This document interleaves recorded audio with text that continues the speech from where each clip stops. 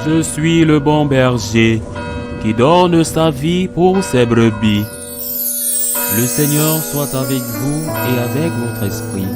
Évangile de Jésus-Christ selon saint Luc. Gloire à toi, Seigneur.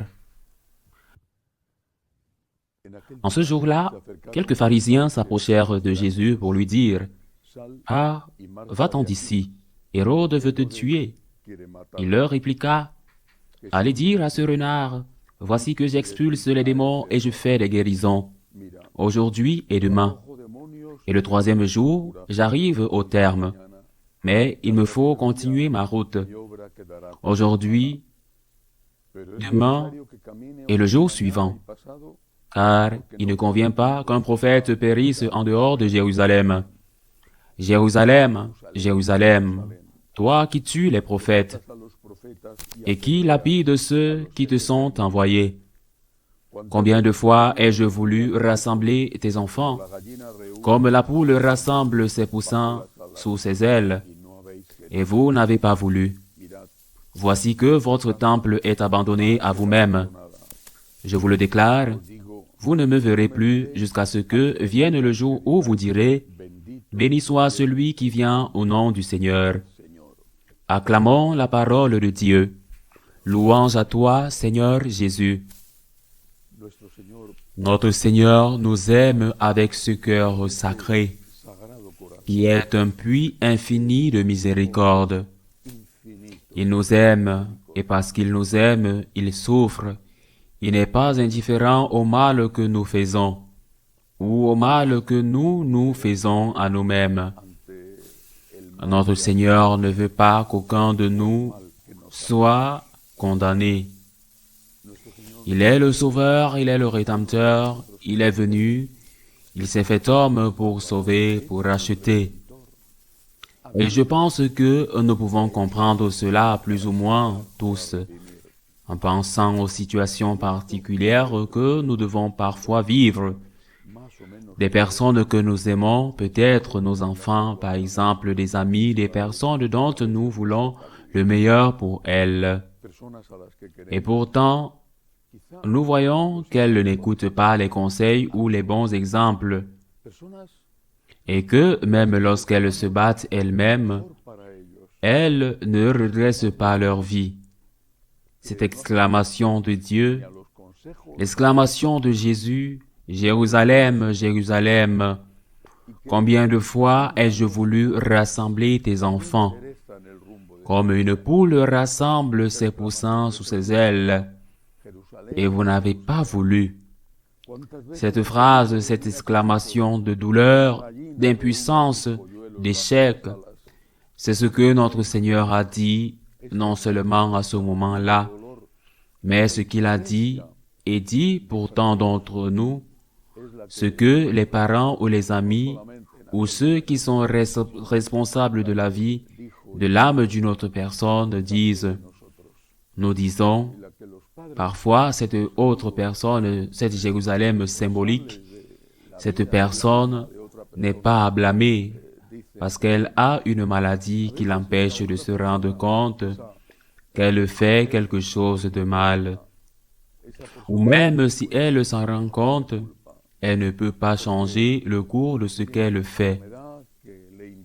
C'est pourquoi Dieu, lui seul, peut juger, mais pour celui qui l'aime, c'est une douleur énorme. Jérusalem, Jérusalem, combien de fois ai-je voulu rassembler tes enfants comme la poule couveuse, lorsqu'elle est à peine avec les poussins qui viennent d'éclore, qui ouvre ses ailes et il s'y réfugie pour éviter les dangers qui peuvent survenir. Nous voulons protéger les nôtres, les défendre par amour, et pourtant, si souvent ce n'est pas possible, parce qu'ils sont libres, parce qu'ils décident de faire des erreurs, ou parce qu'ils ont un problème qui réduit leur capacité de libre arbitre. Leur volonté peut être une maladie psychique et cela les empêche de faire ce qui est bon pour eux. Ce que tous les autres voient qu'ils devraient faire, et peut-être eux aussi, mais ils n'y parviennent pas. Dans tous les cas, la douleur est énorme. Mais il y a autre chose ici. Jésus dit, s'adressant aux Juifs représentés dans cette Jérusalem qui était leur capitale, où se trouvait le temple, « Votre maison sera vide. » Quand je médite cette phrase de Jésus, je ne peux m'empêcher de penser à l'Église d'aujourd'hui. Votre maison sera vide. Tant d'églises, au moins en Europe, et j'en ai vu aussi aux États-Unis, tant d'églises à vendre, tant d'églises, de belles églises, certaines vraiment historiques, vieilles, de plusieurs siècles. Votre maison sera vide. Pourquoi? Pourquoi?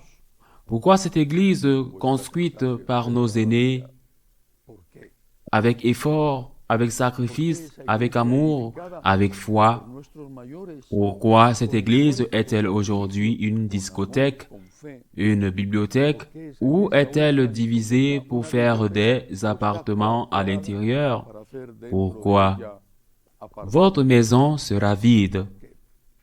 Nous devrions au moins nous demander si la responsabilité nous incombe, parce qu'il est très facile de dire, très confortable, nous vivons un changement d'époque. L'époque du christianisme a été dépassée. Maintenant, nous devons assumer que nous sommes une minorité sur le déclin. Et pourquoi devons-nous accepter cela? Pourquoi devons-nous accepter un esprit de défaite?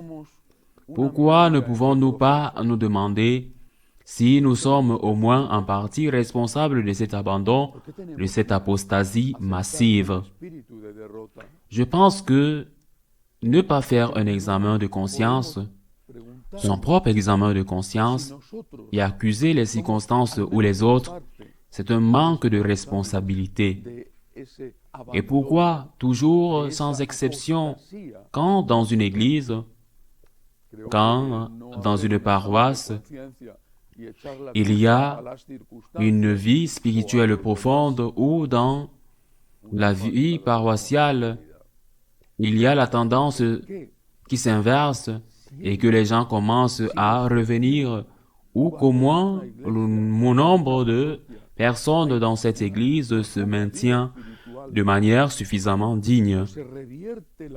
Pourquoi n'ouvrons-nous pas les yeux pour voir la réalité?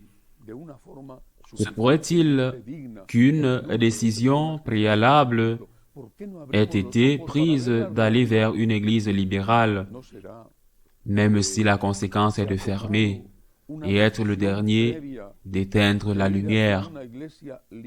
Si nous avons mis le Christ à la première place dans la vie, si nous aimons vraiment le Seigneur, pécheurs que nous sommes, mais nous l'aimons, nous voulons l'aimer, alors l'Église ne restera pas vide. Si nous avons mis d'autres choses, certaines même bonnes, mais secondaires, l'Église n'a rien à dire, parce que le monde le dit déjà. À écouter ce que le monde entier dit, vous n'irez pas à l'Église. Dans l'Église, tu vas rencontrer le seul qui donne un sens à ta vie, le seul qui te donne l'espérance de la vie éternelle, le seul qui te donne la consolation de la communion, le seul qui te donne la miséricorde divine, le pardon de la confession, le seul qui te donne la lumière, même si parfois il te tire les oreilles. La lumière de la parole, c'est là que tu vas être. Tu vas être avec le Christ. La maison devient vide quand on n'accepte pas ce que le Seigneur nous dit, quand on ne le met pas à la première place dans la vie. Ainsi, cette douleur de Jésus pour Jérusalem, ou la douleur de tant de parents pour leurs enfants, La douleur de tant d'enfants pour leurs parents est aussi la douleur de Jésus pour l'Église. Jérusalem, Jérusalem, combien de fois ai-je voulu rassembler tes enfants comme une poule sous ses ailes pour les protéger, et tu ne l'as pas voulu. Le Christ est notre Sauveur. Ce n'est qu'en lui que nous trouvons la paix, la force, la consolation, l'espérance. Mais c'est que, sans le Christ, l'Église n'a pas de sens, pas de but, et il est donc logique qu'elle reste vide. Revenons au Christ, il est notre espérance. Ainsi soit-il.